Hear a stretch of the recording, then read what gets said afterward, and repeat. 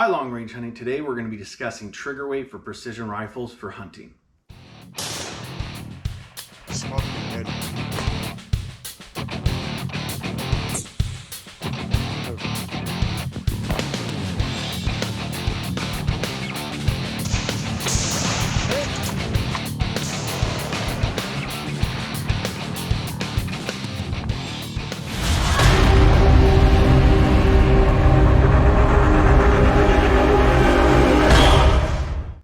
Now, this is a question I get a lot. Now, I've already done a previous video on this, but that was back when I started it. I was filming it just with my phone. So I decided to revisit and start redoing some of these older videos to give you better quality now with the better equipment, cameras, etc.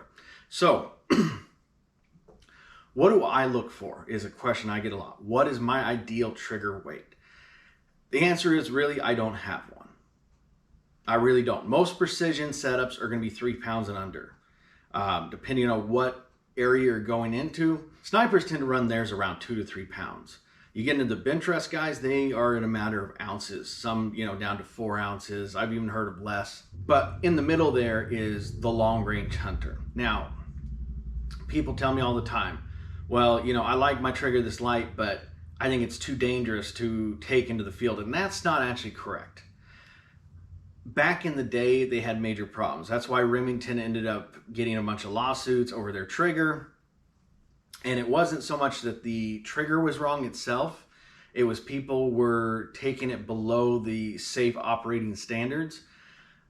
Triggers have come a long way, and especially in the precision game, where they're made to run at very low poundages without any safety issues.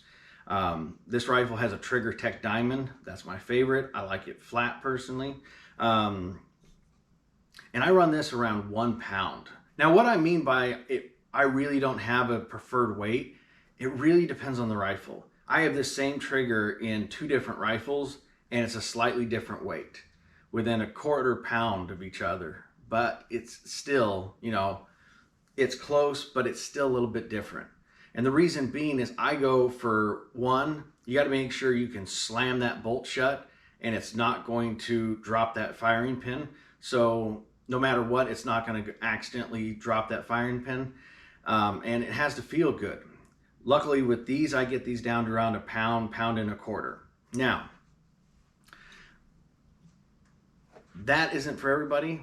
It takes practice. I get a lot of people who get on guns like mine, and they're used to such a heavy trigger pull that they don't have that finesse, and they'll just get on and set it off without even realizing, they say, oh my God, it's too light. That's not safe.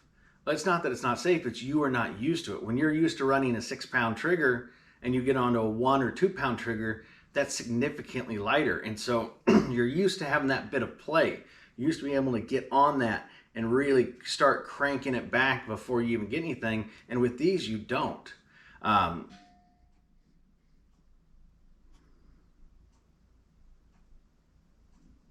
As you can see, I can move my finger up, down, sideways, whatever I want, and it's never going to go off. And that's what I look for. Another thing is once I've found a weight where the firing pin isn't prematurely dropping, is I'm going to run my finger up and down that, because what I like to do, a lot of competition guys, even some hunt like this, they use what my buddy Justin Watts calls the precision slap. And what that basically is the trigger is too light to actually put your finger on it. They run it around 6 ounces. And so what they're doing is they're setting their finger right in front of it and slowly moving it back until it comes in contact and then following through the rear. Call it the precision slap. Again, that's Justin. That's his little nickname for it. But I love how it sounds. So the precision slap. Now, I personally don't do that. Again, that's personal preference. I like to be able to get my finger on the trigger. I want to be able to hold it there, and whenever I am ready, break that shot.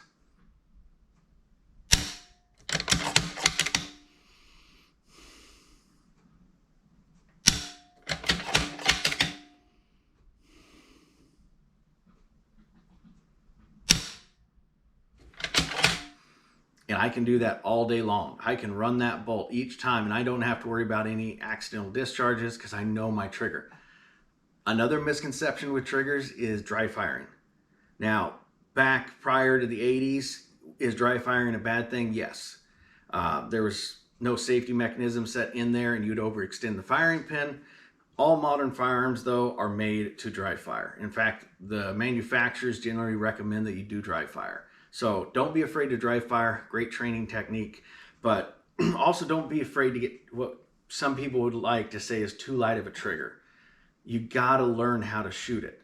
These are more than capable, as you've seen, of getting on that trigger, holding it right until you're ready, and breaking that shot.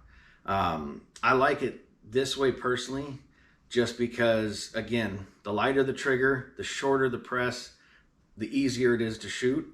And so I want my guns to be where I'm sitting on that trigger. I'm holding it right there. I'm ready whenever it goes. I can take my finger off if I have to cancel the shot, if I end up not taking it. And if I do have to take it, all I have to do is just apply a small amount of pressure and that thing goes off and sends a round.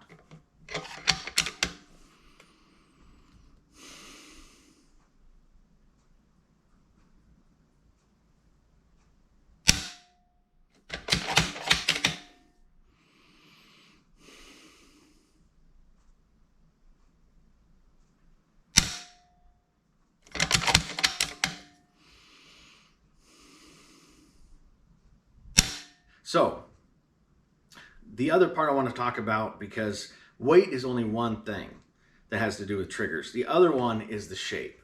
And that's another question I get all the time, is there's curved and flat. What do I recommend? Personally, I recommend a flat. It really comes down to personal preference. You know, the one benefit a lot of people like with what I call the horseshoe is you have that curved trigger, is in the middle you can consistently put your finger there. And so that helps a lot of people out. But the lower you can get on a trigger, the better control you have on it. Now, think about it like a torque wrench. Now, if you go to torque something, so let's say this is your torque wrench, you go to torque something, are you going to have your most control here or out here? And the answer is out here.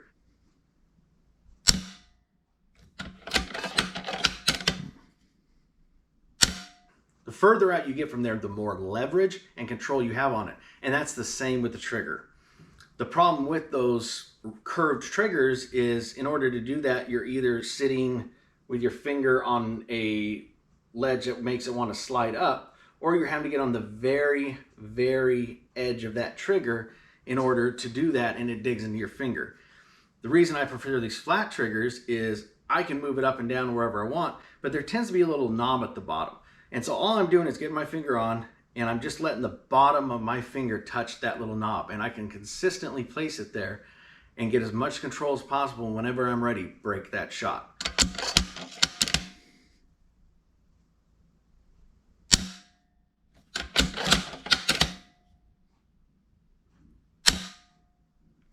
It's just one of those things that it really does come down to personal preference. Personally, I prefer a flat trigger. It's easy to control. It gives you that much more leverage, being able to get lower.